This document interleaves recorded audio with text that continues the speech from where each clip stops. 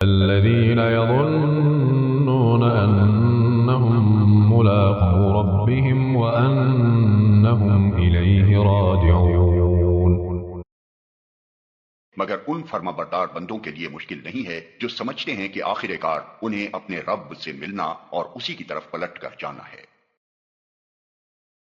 یعنی جو شخص خدا کا فرما بردار نہ ہو اور آخرت کا عقیدہ نہ رکھتا ہو، اس کے لیے تو نماز کی پابندی ایک ایسی مصیبت ہے جسے وہ کبھی گوارا ہی نہیں کر سکتا.